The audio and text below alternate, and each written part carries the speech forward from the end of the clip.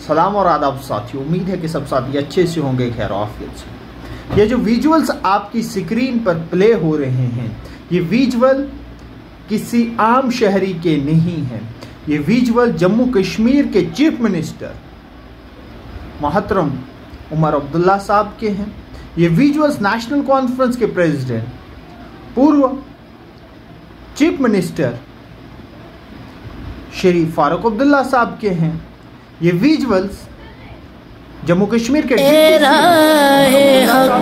ये विजुअल्स में आपको दिख रही हैं हेल्थ मिनिस्टर और एजुकेशन मिनिस्टर सकीना इत्तू मैम। ये जो ड्रामा किया जा रहा है, ये ड्रामा करने की नेशनल कॉन्फ्रेंस को क्या जरूरत पड़ी? जब आपकी हुकूमत थी, जब ये नया साल 2025 का कैलेंडर बनने जा रहा था, तब आप 13 जुलाई को छुट्टी नहीं दे पाए और अब आपने 14 जुलाई को यह ड्रामा बनाया कि चीफ मिनिस्टर शहीदों के मजार पर जा रहे हैं और सिक्योरिटी को पता ही नहीं होगा। इतना बड़ा सिक्योरिटी लैप्स कैसे हो सकता है? नेशनल कॉन्फ्रेंस के प्रेसिडेंट फारूक अब्दुल्ला साहब कहीं जा रहे हैं और सिक्योरिटी वालों को पता ही नहीं है कि फारूक साहब कहां जा रहे हैं, चीफ मिनिस्टर उमर अब्दुल्ला साहब का कहां जा रहे हैं। क्या जम्मू कश्मीर की सिक्योरिटी की ये हालत है? ये एक बहुत बड़ा सवालिया निशान जम्मू कश्मीर की सिक्योरिटी सिस्टम पर उठाता है। अगर सिक्योरिटी सिस्टम सही है, फिर ये ड्रामा है। अगर ये सिक्योरिटी लैप्स है, फिर तो सही है। अगर ये सिक्योरिटी लैप्स नहीं है, फिर ये ड्रामा किया जा रहा है जम्मू कश्मीर के साथ, और ये खुसूसन तौर कश्मीरी लोगों के साथ इमोशनल एक्सप्लॉयटेशन हो रहा है, इमोशनल इस्तेदाल हो रहा है। ये स्क्रिप्ट कहीं और लिखी गई। मैं मानने के लिए तैयार नहीं हूं, एक बाशऊर इंसान मानने के लिए तैयार नहीं है कि इतना बड़ा सिक्योरिटी लैप्स हो सकता है कि चीफ मिनिस्टर उमर अब्दुल्ला साहब कहीं जा रहे हैं और वो जाकर वहां पर कैमरे कहां से आते हैं, वो जब अगर जा रहे हैं तो मीडिया को किसने इन्फॉर्म किया कि उमर अब्दुल्ला साहब वहां जा रहे हैं? जरा इस पर भी हमें सोच विचार करना पड़ेगा कि उमर साहब और नेशनल कॉन्फ्रेंस आज भी वो अपने ओल्ड ट्रिक्स पॉलिटिक्स करना चाहती है। ये ओल्ड ट्रिक्स पॉलिटिक्स नहीं चलेगी। अब यहाँ का शहरी, अब जम्मू कश्मीर का बाशिंदा जाग चुका है।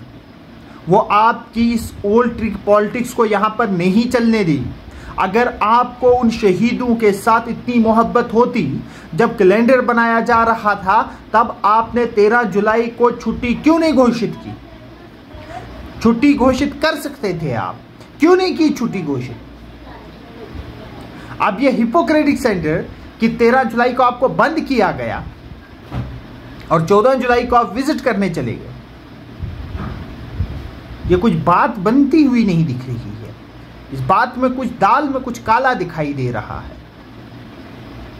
कि या तो आपकी सांठ-गांठ बीजेपी के साथ है, जो बीजेपी का नैरेटिव है, जो आरएसएस का नैरेटिव है, उनको शहीद मानने के लिए पहले से ही तैयार नहीं थे, और आपको इतना खौफ था बीजेपी का, आपको इतना डर था आरएसएस का कि आप जब कैलेंडर बनाया गया तब आपने 13 जुलाई की छुट्टी नहीं दी।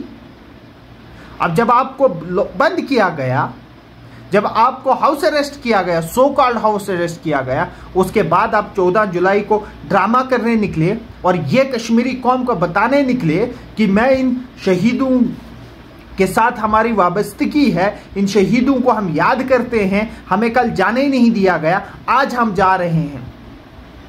उमर साहब, ये पॉलिटिक्स नहीं चलेगी। आपको अपना स्टैंड क्लियर करना था। जब हर एक पार्टी ने आपसे डिमांड की कि 13 जुलाई को छुट्टी डिक्लेयर क्यों नहीं छुट्टी डिक्लेयर की? किसका डर था? यह भी आपकी जो राजनीति की चाबी है वो कहीं और तो नहीं है, कहीं दिल्ली से तो नहीं आपको ऑर्डर दिया जा रहा है कि आपको किस तरह यहां चलना है। आप जो ये दूसरी पार्टियों को लेबल करते आ रहे थे, आज आप वही भाजपा का, वही आरएसएस का नैरेटिव जम्मू कश्मीर में लेकर आ रहे हैं। अगर आपको ये फीलिंग होती, अगर आपको कश्मीरियत की फीलिंग होती, अगर आपको शहीदों के साथ मोहब्बत होती, तो आप 13 जुलाई को छुट्टी डिक्लेयर करते। लेकिन उतने गट्स नहीं हैं आपके पास उमर अब्दुल्ला साहब। आपके क्या विचार हैं इस विषय पर, जरूर कमेंट्स में बताइए। शुक्रिया।